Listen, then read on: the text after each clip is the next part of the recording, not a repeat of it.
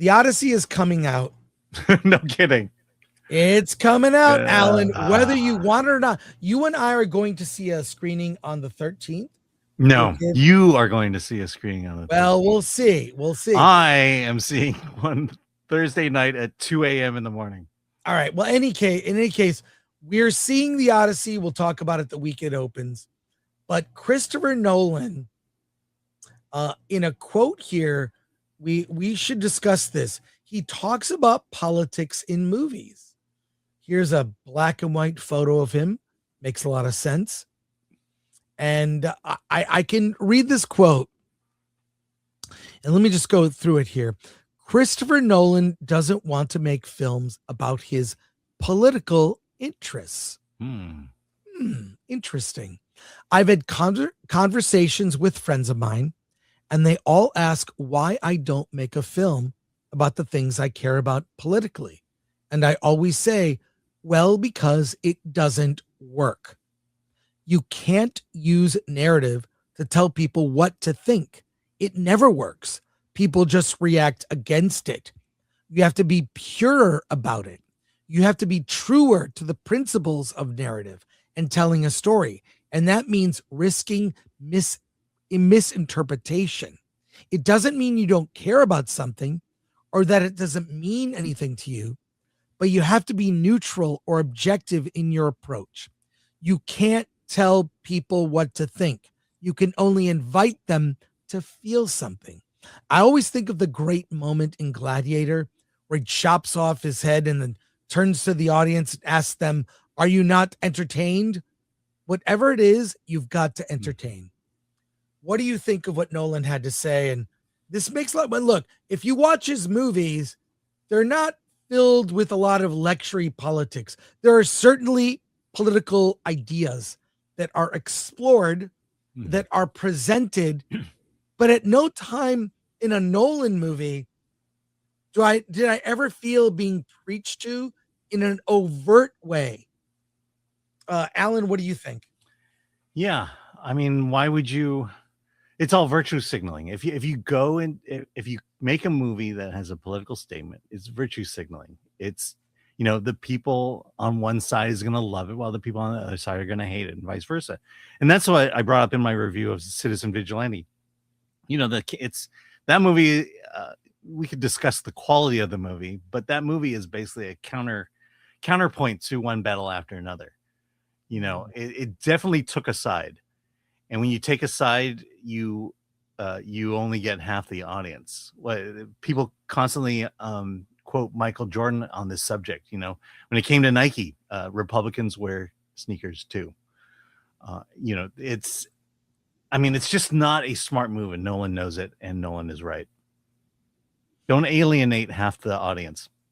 Well, we haven't seen the Odyssey yet, but we're gonna see how that one turns out. I think, you know, based on who doesn't love diversity? Come on, everybody loves diversity. Based on how that recent trailer was ratioed, I don't think this movie will bomb.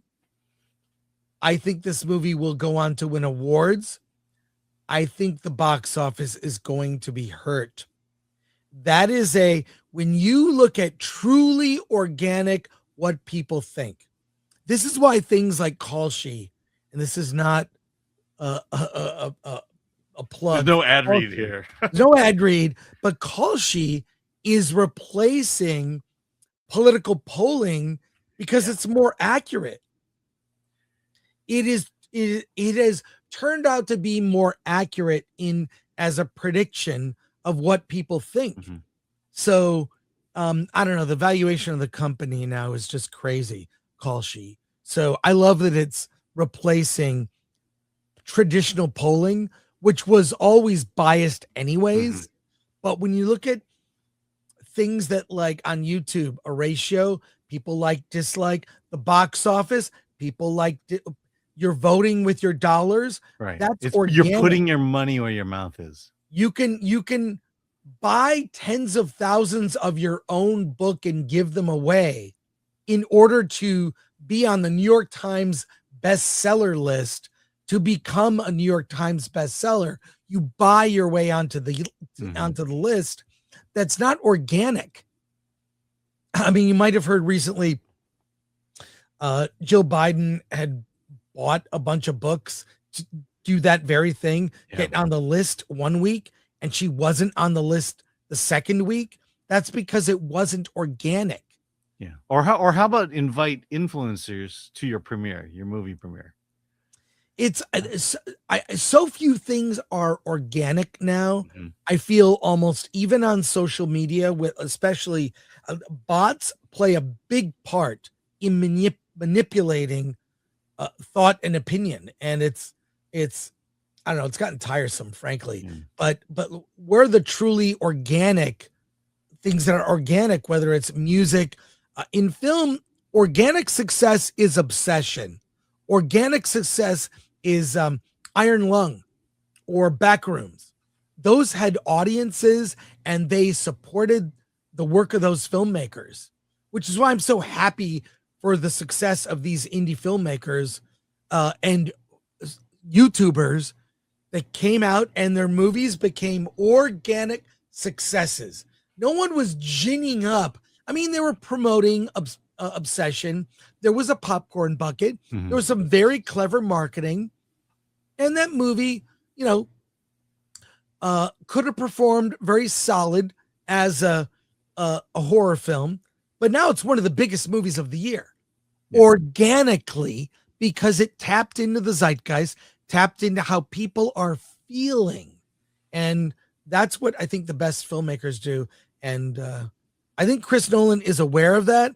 I think he may have overstepped with Odyssey, but who knows? I haven't seen the movie yet.